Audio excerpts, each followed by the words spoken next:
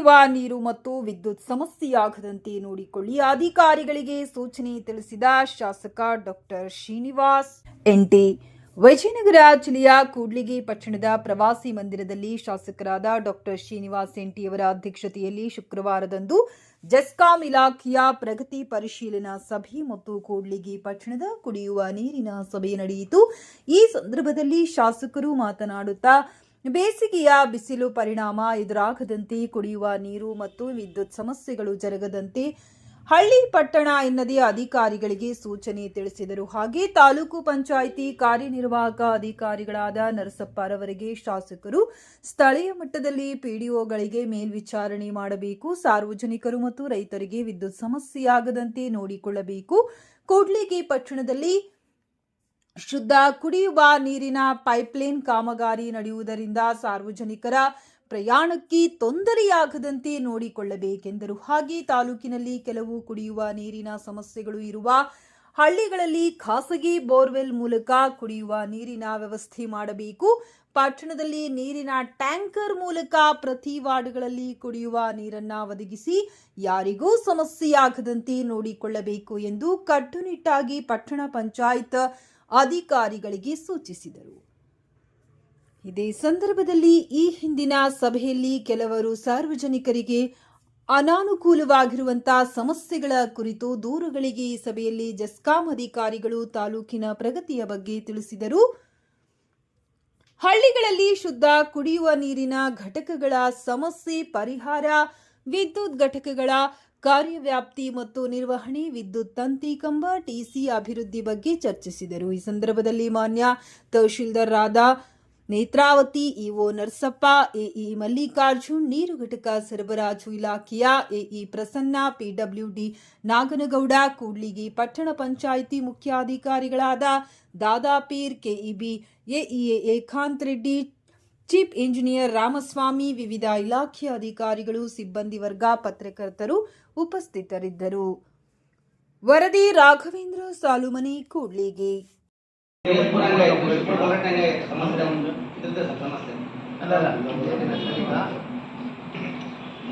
ರಾಜಕೀಯ ಆಮೇಲೆ ಮಾಡ್ಕೊಳ್ಳಿ, ನೀವು ಯಾವುದೇ ಮುಲಾಜಿಗೆ ಇದು ಮಾಡಕ್ ಹೋಗ್ಬೇಡಿ. ನಮಗೂ ಸಿಎಸ್ಪುರದ್ದು ನಮಗೆ ಡೈರೆಕ್ಟ್ ವಿಡಿಯೋ ಕಾಲ್ ಮಾಡ್ತಾರೆ ಜನ. ವಿಡಿಯೋ ಕಾಲ್ ಮಾಡಿ ಈಗ ಐದು ನೋಡಿ ಸಮಸ್ಯೆ ಅಂತೇಳಿ. ಸೊ ವಿಡಿಯೋಗಳಿಗೆ ಚಿಕ್ಕದಾಗಿ ಇನ್ಸರ್ಟ್ ಮಾಡಿ ಎಲ್ಲೂ ನೀರು ಪೋಲಾಗದ್ ಬೇಡ. ಪ್ಲಾಸ್ಟಿಕ್ ಎಲ್ಲ ಮುರಿದಾಕಿರ್ತಾರೆ, ಹಿಂಗನ ಮಾಡಿ ಅದಕ್ಕೆ ಒಂದು ವಾಲ್ವೋ ಇಲ್ಲ ಅಂತಂದ್ರೆ ಕ್ಲೋಸ್ ಮಾಡೋದಕ್ಕೆ ವ್ಯವಸ್ಥೆ ಮಾಡಿಸಿ. ಮತ್ತೆ ಎಲ್ಲೂ ಒಂದು 5 ನಿಮಿಷ ನೀರು ಅನ್ನೆಸರಿ ವೇಸ್ಟ್ ಆಗಬಾರ್ದು. ಮತ್ತೆ ಅವ್ರಿಗೆ ಕಂಟಿನ್ಯೂಸ್ ಮಾನಿಟರಿಂಗ್ ಮಾಡೋದಕ್ಕೆ ನೀರು ಗಂಟೆಗಳಿಗೆ ಒಂದಿದ್ ಮಾಡಿ. ಅವ್ರನ್ನೇನು ಅವ್ರು ಯಾವ ಮರ್ಜಿಗೆ ಯಾವ ಮೆಂಬರ್ಗಳು, ಅಧ್ಯಕ್ಷರು ಇಲ್ಲ ನಾವ್ ಹೇಳ್ತೀವಿ ಅಂತೇಳಿ ಯಾರ ಮರ್ಜಿಗೆ ಒಳಗಾಗದ್ ಬೇಡ ಆಯ್ತಾ. ಅಧ್ಯಕ್ಷರು ಬೇಡ. ತಾಲೂಕು ಪಂಚಾಯತಿಯಲ್ಲೇ ದೂರು ಸಲ್ಲಿಸಬಹುದು. ಅಲ್ಲಿಂದ ಇಲ್ಲಿಂದ ನಾವು ಆಪರೇಟ್ ಮಾಡ್ತೀವಿ, ಸಾರ್ಟಿಂಗ್ ಮಾಡ್ತೀವಿ. ಯಾರು ನಂಬರು? ನಮ್ಮ ಸ್ಟಾಫ್. ಓಕೆ. ಈಗ ಅವರು ಅವ್ರಿಗೆ ಕಂಪ್ಲೇಂಟ್ ಬಂದ್ರೆ ಏನ್ ಮಾಡ್ತಾರೆ? ಅವರು ನಿಮ್ಗೆ ಗಮನಿಸಿ ಅಪ್ಡೇಟ್ ಮಾಡ್ತಾರೆ. ಅದು ಅಟೆಂಡ್ ಆಗೋವರೆಗೂ ಹಂಗೆ ಆ ರೀತಿ ಅದಕ್ಕೆ ಇವ್ರನ್ನೇ ನೇಮಕ ಮಾಡಿದ್ವಿ ಸರ್. ಅಟೆಂಡ್ ಮಾಡ್ತೀವಿ. ಈಗ ಯಾವತ್ತು ಮಾಡಿದ್ರಿ ಇದು? ಯಾವತ್ತು ಮಾಡಿದ್ರಿ? ನಿನ್ನೆ ಮೊನ್ನೆ ಮಾಡಿದ್ರಿ? ಓಕೆ. ನಿನ್ನೆ ಎಷ್ಟು ಫೋನ್ಸ್ ಬಂತು? ಒಂದು ಫೋನ್ ಬಂದಿತ್ತು. ಎಲ್ಲಿಂದ? ಉಳ್ಳಾಳ ಪಂಚಾಯತಿ ಏನಾಯ್ತು? ಅದೇ ಮಾತಾಡಿದ್ವಿ ಸರ್, ಸೆಕ್ಷನ್ ಆಫೀಸಲ್ಲಿ ಫಾಲೋ ಮಾಡ್ತೇವೆ. ಪ್ರತಿ ಇನ್ಕಮ್ ಕೂಡ ಅಷ್ಟೇ ಇಲ್ಲ, ರಿವ್ಯೂ ಮಾಡಿಸ್ಕೊಂತಿದ್ದಾರೆ.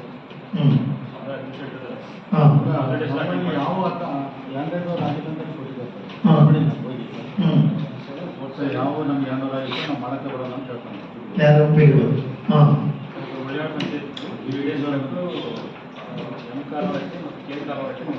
ಅಲ್ಲ, ಈಗ ಇವರು ಇಲ್ಲೇ ಇದ್ದಾರೆ ಸರ್, ಇವರು ಇದ್ದಾರೆ. ಮತ್ತೆ ಹ್ಯಾಂಡ್ ಓವರ್ ಆಗಿದಂತೆ ಈ ಟೆಕ್ನಿಕಲ್ ಪ್ರಾಬ್ಲಮ್ಸ್, ಅಡ್ಮಿನಿಸ್ಟ್ರೇಟಿವ್ ಪ್ರಾಬ್ಲಮ್ ಇಂದ ಸಾಮಾನ್ಯ ಜನಗಳಿಗೆ ಕುಡಿಯೋ ನೀರಿಗೆ ತೊಂದರೆ ಆಗದ್ ಬೇಡ. ಹೌದು ಸರ್.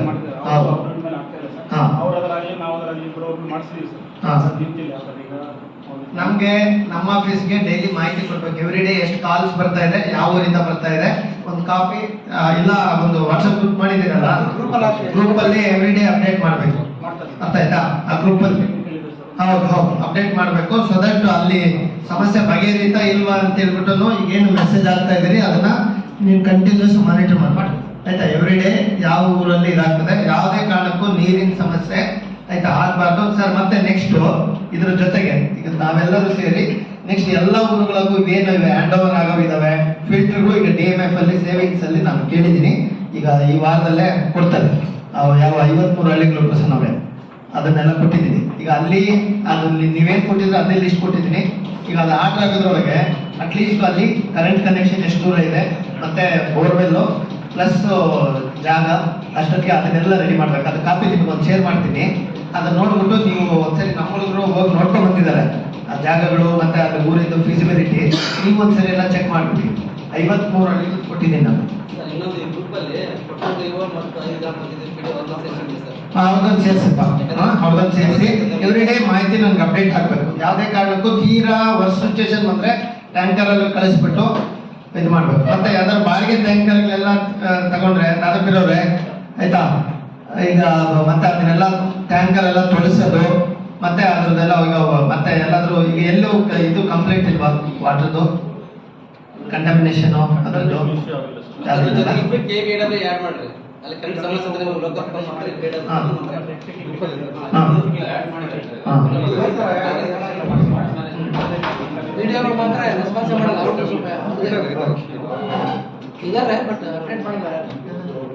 ಆದಷ್ಟು ಫೋನ್ಗಳು ಮಾಡಲಿಲ್ಲ, ಫೋನ್ ಎತ್ತಿಲ್ಲ ಅಂತಿಲ್ಲ, ಪಿಡಿಒಗಳೆಲ್ಲ ಇರ್ತಾರೆ ಅದರಲ್ಲಿ. ಸೊ ರೆಗ್ಯುಲರ್ ಆಗಿ ಗ್ರೂಪ್ ಅಲ್ಲಿ ಆಕ್ಟಿವ್ ಆಗಿರ್ಬೇಕು, ನೋಡ್ತಾ ಇರ್ಬೇಕು. ಅವ್ರು ಅಟೆಂಡ್ ಮಾಡಿದ್ರೆ ನಾವು ಎಂಟೈನ್ ಮಾಡಿದ್ರೆ ಓಕೆ ನಮ್ಮ ಹತ್ರ ದುಡ್ಡು ದಾಖಲೆ ಆಗಿದೆ. ಸರಿ ಸರಿ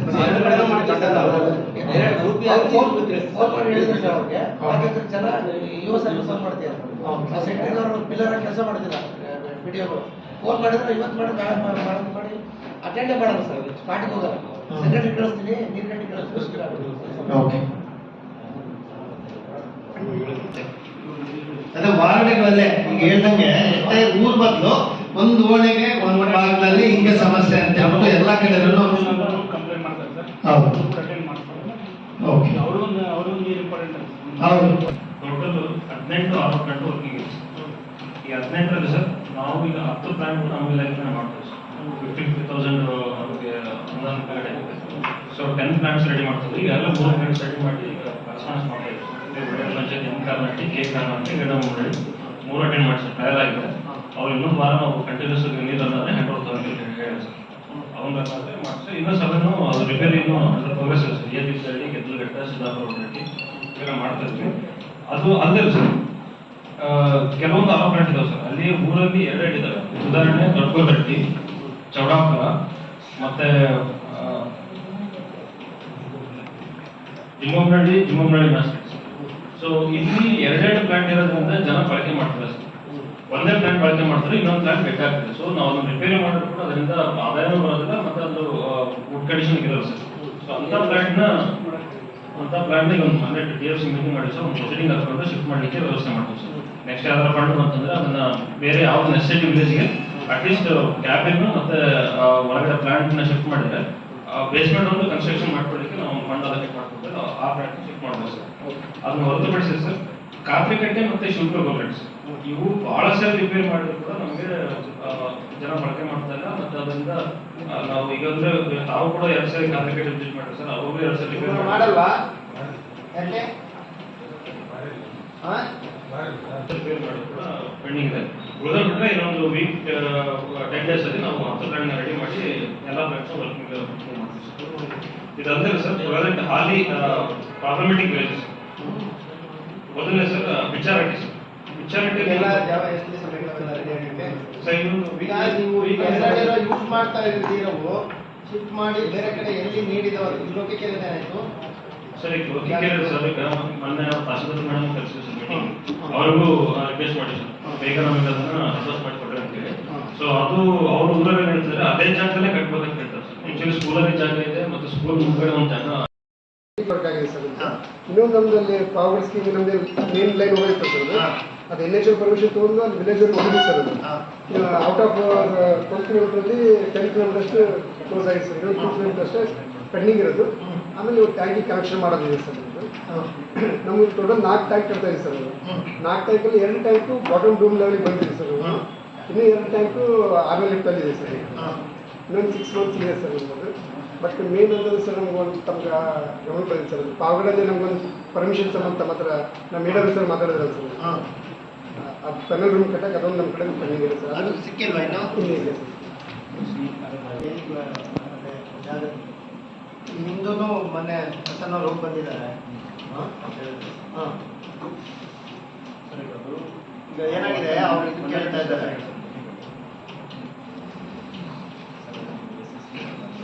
ಯಾವುದು? ಹಾಂ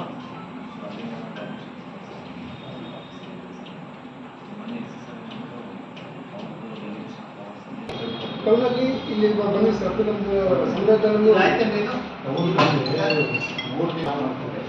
ನಾನೇನು ರಿಕ್ವೆಸ್ಟ್ ಮಾಡ್ತೀನಿ ಮೊನ್ನೆ ನಾವು ತೆಗೆದು ಹಂಗೆ ಬಿಟ್ಟು ಹೋಗಿದ್ದೆ.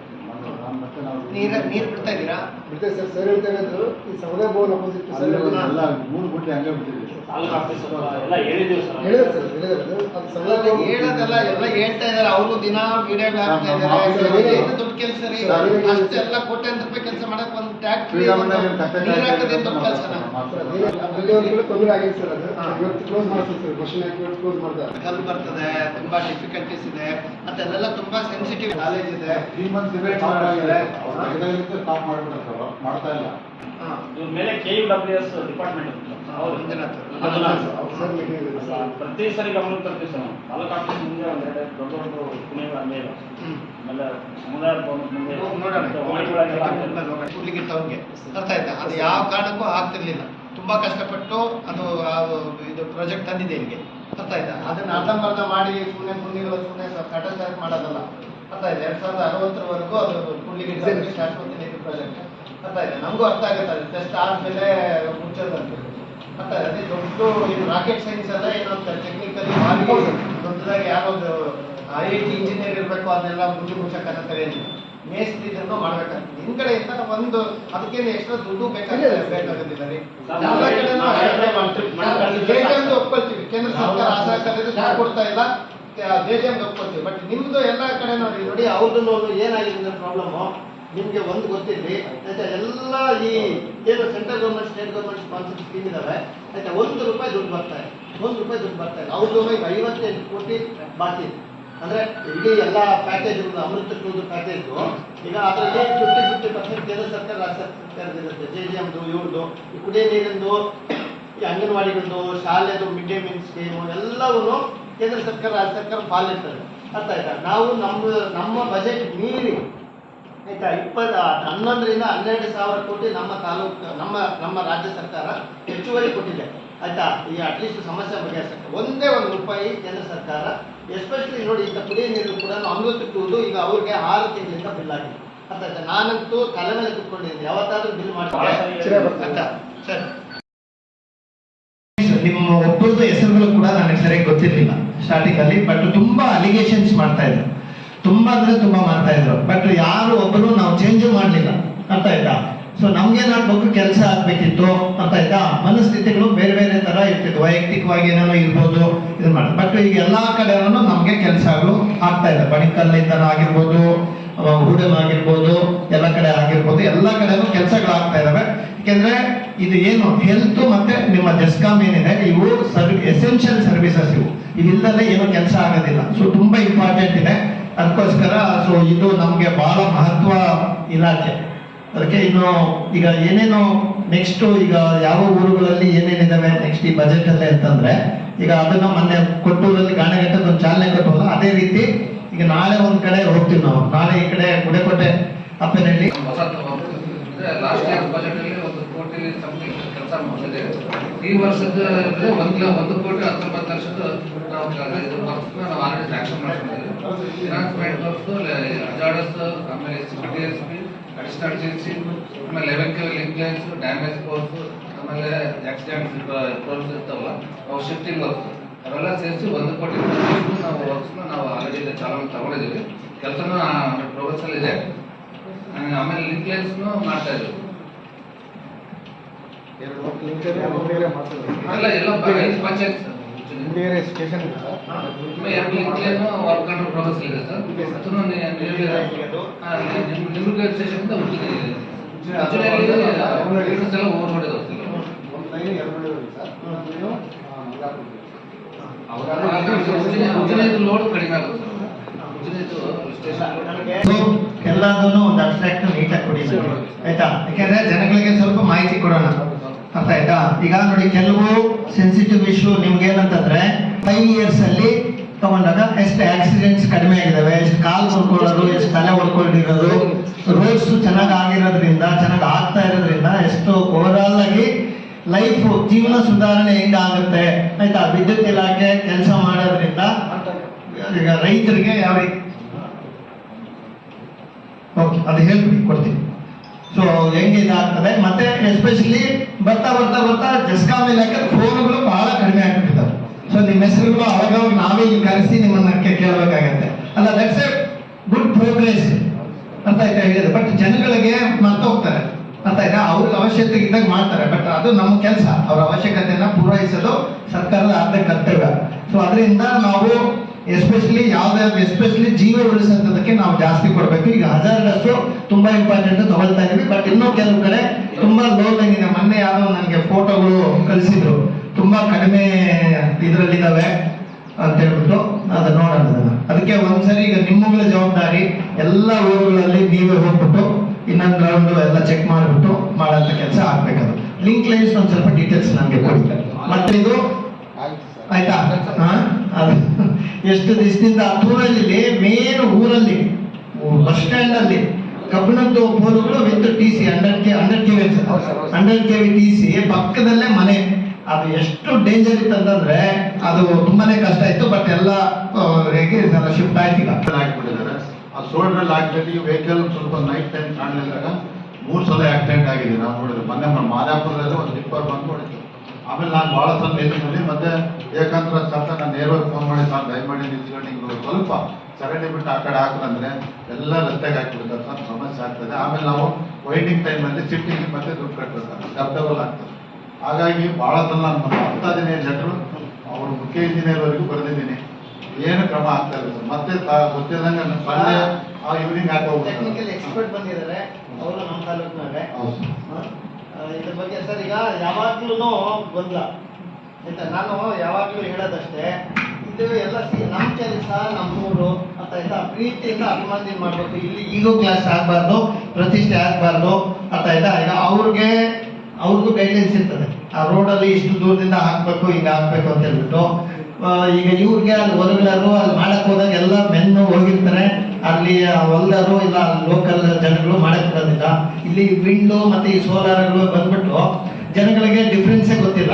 ಯಾರ ಹತ್ರ ಅಡ್ಡ ಹಾಕ್ಬೇಕು, ಯಾವ ಕೆಲ್ಸಕ್ಕೆ ಅಡ್ಡ ಹಾಕ್ಬೇಕು, ಯಾವ ಕೆಲ್ಸಕ್ಕೆ ಅಡ್ಡ ಹಾಕ್ಬಾರ್ದು ಅಂತ ಎಲ್ಲರಿಗೂ ನಿಂತ್ಕೊಂಡ್ಬಿಡ್ತಾರೆ. ಆಯ್ತಾ? ಅದು ಒಂದು ಸಮಸ್ಯೆ ಆಗಿದೆ. ಅಂದ್ರೆ ನನಗೆ ತಿಳಿದಿರೋದು ಕೆಲವರು ಎಲ್ಲರ ಹತ್ರ ಕೆಲವರು ಪಾಪ ಬಹಳ ಊರುಗಳಲ್ಲಿ ನಿಂತು ಕೆಲಸ ಮಾಡಿಸ್ತಾ ಇದ್ದಾರೆ. ಆಯ್ತಾ? ಅಂತದ್ದು. ಸೊ ಇವು ಒಂದು ಈಗ ಎಲ್ಲ ಒಂದ್ ಕಡೆ ಒಂದೆರಡು ಕಡೆ ಇರ್ತದೆ. ಇರೋರು ಮಾತಿದ್ರೆ ಕುಷ್ಟಿಯ ಮೇಲೆ ಹೆಸರು ಹೇಳೋರು ಅವ್ರು ನನಗೆ ಚೆನ್ನಾಗಿ ಗೊತ್ತಿದ್ದಾರೆ. ಮತ್ತೆ ಅವ್ರ ಕಡೆಯಿಂದ ಹೇಳಿದಾಗ ಬಂದು ಈಗ ಮುಗಿಸಿದ್ನ ಇಲ್ವಾ? ಮುಗಿಸಿದ್ರು. ಹಾ, ಅದೇ ಗುಡಿ ಕೊಟ್ಟಿದೆ. ಹಾ, ಈಗ ಸರ್ ಅಂಥದ್ದೇನಾದ್ರು ಇದ್ದಾಗ ನೀವು ಇಮಿಡಿಯೇಟ್ ಆಗಿ ಯಾರಾದ್ರು ನಿಮ್ಮ ಸೆಕ್ಷನ್ ಆಫೀಸರ್ ಹಾ